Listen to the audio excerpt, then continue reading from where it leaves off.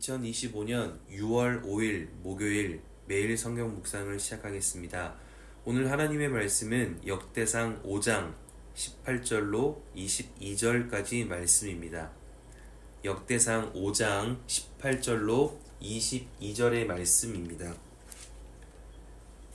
르우벤 자손과 갓 사람과 므낫세 반 지파에서 나가 싸울 만한 용사 곧 능히 방패와 칼을 들며 활을 당겨 싸움에 익숙한 자는 44,760명이라. 그들이 하갈 사람과 여두루와 나비스와 노답과 싸우는 중에 도우심을 입었으므로 하갈 사람과 그들과 함께 있는 자들이 다 그들의 손에 패하였으니 이는 그들이 싸울 때에 하나님께 의뢰하고 부르짖음으로 하나님이 그들에게 응답하셨습니다. 그들이 대적의 짐승 곧 낙타 5만 마리와 양 25만 마리와 낙이 2천 마리를 빼앗으며 사람 10만 명을 사로잡았고 죽임을 당한 자가 많았으니 이 싸움이 하나님께로 말미암았음이라. 그들이 그들의 땅에 거주하여 사로잡힐 때까지 이르렀더라. 아멘. 오늘 큐티 본문 5장과 6장은 12지파들의 족보 이야기가 계속해서 이어집니다. 그중 5장의 이야기는 요단 동편에 위치한 지파였던 르우벤과 갓과 므낫세 반 지파의 기록입니다. 먼저 이 이야기의 배경을 알아야 본문을 더 쉽게 이해할 수 있는데, 이 배경은 민수기 32장으로 올라갑니다. 약속의 땅 가나안으로 들어가기 위해 요단강을 건너기 전 어느 세 지파가 모세를 찾아왔습니다. 그리고 그 세 지파는 모세에게 이런 부탁을 합니다. 우리가 방금 싸워 승리한 아모리 족속왕 시혼과 바산왕 옥의 땅은 매우 목축하기에 좋아 보입니다. 우리가 곧 가나안에 입성하면 하나님께 땅을 분배받을 텐데 우리에게 은혜를 베푸신다면 저 요단강을 건너지 않고 이 땅에 머물 수 있도록 해 주십시오. 즉 요단 서편의 가나안이 아닌 요단 동편의 땅을 원하니 이곳에 남게 해달라는 것입니다. 그러나 모세는 12지파가 한마음으로 전쟁을 해야 할 때에 이기적인 욕심으로 싸우지 않고 여기에 머물러 있겠다는 르우벤과 갓과 므낫세 반지파에게 큰 분노를 내었습니다. 이미 가데스 바네아에서 가나안의 족속을 두려워하여 하나님의 뜻을 거슬러 멸망할 뻔했는데 이번에도 똑같은 행동을 취하였기 때문입니다. 그러나 세 지파는 요단강 동편에 가축과 아이들을 남겨두고 이스라엘과 함께 요단강을 건너 서편의 땅을 정복한 후에 돌아오겠다는 약속을 하게 됩니다. 그렇게 요단강을 건너 싸움을 시작하고 그에 따른 내용이 오늘 역대상 5장의 기록입니다.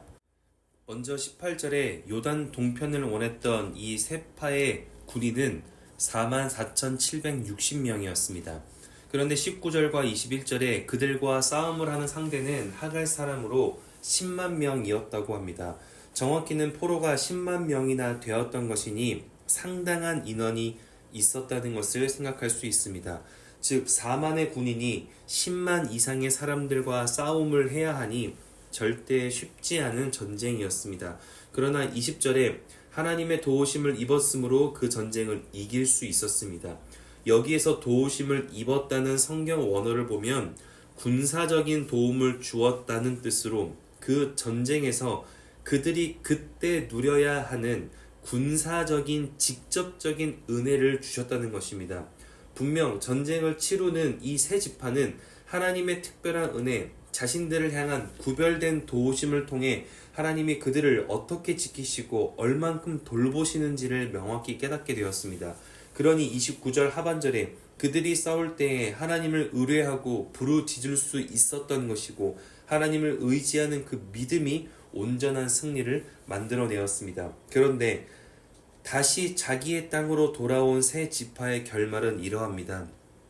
25절에 그들이 그들의 조상들의 하나님께 범죄하여 하나님이 그들 앞에서 멸하신 그 땅 백성의 신들을 간음하듯 섬긴지라. 갑작스럽게 이방인들이 섬기는 신들을 간음하듯 섬기듯 시작하고 그렇게 26절 하나님의 심판으로 인해 새 지파는 모든 영토를 빼앗길 뿐만 아니라 포로로 끌려가게 됩니다. 도대체 가늠하듯 섬긴 것이 무엇이길래 그 특별하고 구별된 은혜와 도우심을 얻었던 새 지파가 하나님께 심판을 받을 정도의 죄를 짓게 된 것일까요? 여기에 가늠하다라는 성경 원어를 보면 음행을 범하다, 우상을 섬기다 라는 두 의미가 다 포함된 말로 이 단어가 시작된 의미를 파악하는 것이 중요합니다. 본래 이방인들의 우상 숭배는 늘 음란한 것과 함께 진행되었습니다. 왜냐하면 우상 숭배자들은 남자의 신과 여자의 신이 구분되어 있다고 생각했기 때문에 그 각자의 신을 자극하기 위해 반대 성별을 가진 인간들의 그 성적인 퍼포먼스가 준비되어져 있었고 1년에 한 번 남자 우상과 여자 우상을 모두 자극하기 위해 남자 신도들과 여자 신도들의 성적 퍼포먼스가 한 곳에서 다 같이 이루어졌습니다. 그런데 이러한 성적인 퍼포먼스가 이스라엘 새 지파에게는 충격이었을 것입니다. 하나님을 섬기는 사람들은 그러한 행위는 물론 생각조차 해본 적이 없었기 때문입니다. 그러나 그러한 행위는 점점 눈에 익어져 가고 또 익숙해져 갔습니다. 그리고 자신도 모르는 사이에 그 우상을 섬기고 그들의 문화에 빠지게 된 것입니다.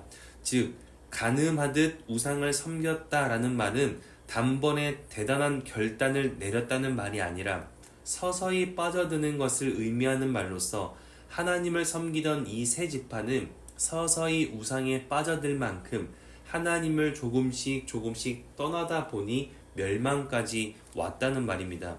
이처럼 신앙생활을 하는 사람들이 늘 경계해야 하는 것은 서서히 물드는 신앙입니다.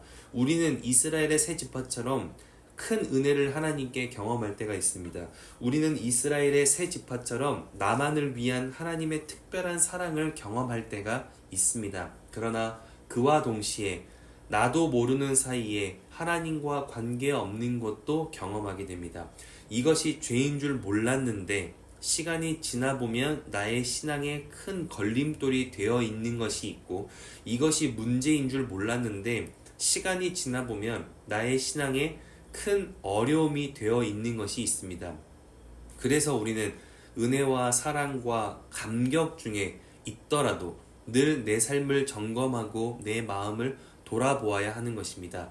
나도 모르는 사이에 서서히 물들어가는 부정적인 삶의 태도와 요구가 내게 있기 때문입니다. 그러니 말씀을 기억할 수 있다면 오늘 하루 이것을 확인해야 합니다.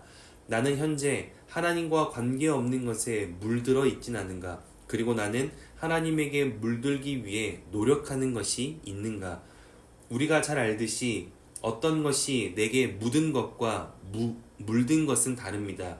어떤 것이든 금방 묻은 것은 바로 닦아내면 나를 영원히 더럽히진 못합니다. 그러나 금방 묻은 것이 물들 때까지 내버려 두면 그것은 나를 영원히 더럽힐 수 있습니다. 이처럼 신앙생활을 하며 세상의 어둠과 부정적 태도가 내게 묻어날 수 있습니다. 그러나 하나님은 그것으로 우리의 구원을 결정하지 않으시고 금방 닦아내고 다시 깨끗해질 수 있는 회개의 기회를 여전히 주십니다. 그러나 우리는 그 하나님의 기회를 잊어버리고 또 외면하고 가볍게 여기며 그렇게 서서히 부정한 것에 물들어가기 시작하여 살아갈 때가 있는데, 그 모습을 오늘 본문은 이렇게 표현합니다. 25절에 그 땅 백성의 신들을 간음하듯 섬긴지라. 신앙의 간음은 꼭 성적인 것만을 말하고 대단한 죄의 모습을 저지른 것만을 말하지 않습니다. 옳지 않은 것을 고쳐내지 않고 하나님과 관계없는 그것에 서서히 물들어가는 모습을 신앙의 간음이라고 말합니다.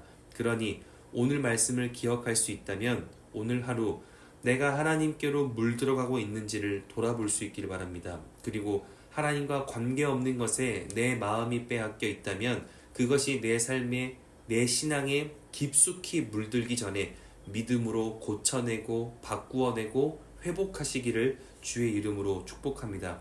우리는 연약하기에 부족할 수 있습니다. 우리는 연약하기에 잠시 방황할 수 있습니다. 우리는 연약하기에 하나님과 관계없는 것에 눈을 빼앗길 때가 있습니다. 그러나 물들기 전에 다시 돌아올 기회를 하나님이 주십니다. 그리고 그 하나님의 요구에 응답하여 돌이킬 때 하나님은 용서하시고 회복시키십니다. 그러니 오늘 하루 내 삶이 하나님께로 더 향할 수 있도록 믿음의 도전을 일으키시길 바랍니다. 내 삶이 부정한 감정과 생각에 물들기 전에 하나님을 향한 믿음과 확신을 기도하시길 바랍니다.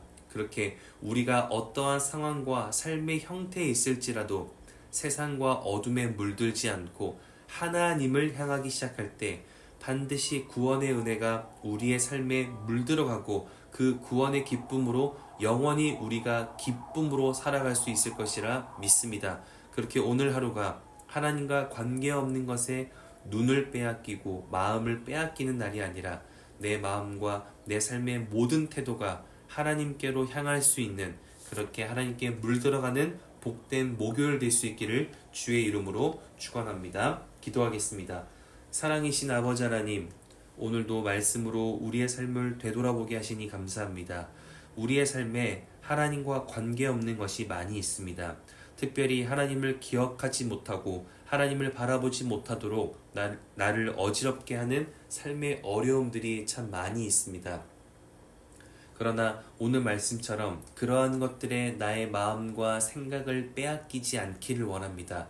더 하나님의 말씀을 의지하고 하나님의 일하심을 믿고 하나님의 사랑을 신뢰할 수 있도록 우리에게 믿음과 소망함을 허락하여 주시고 어떤 순간에도 하나님을 의심하지 않는 굳건한 믿음과 확신을 허락하여 주시옵소서. 그렇게 오늘의 삶도 가장 복된 것으로 인도하실 주님께 감사와 찬양을 올려드리며 이제는 우리 주 예수 그리스도의 은혜와 하나님의 사랑하심과 성령님의 내주 교통 역사하심이 어떤 상황에도 하나님을 잊지 않고 하나님께로 더 향하기 위해 노력하기로 결단하고 돌아가는 이 자리에 함께한 모든 하나님의 사람들 머리 위에 그리고 멀리 해외, 국내, 지방에 출타한 가족들, 우리 교회 환우들과 우리 교회와 복중의 생명까지 이제로부터 영원토록 함께하옵시기를 간절히 축원하옵나이다. 아멘.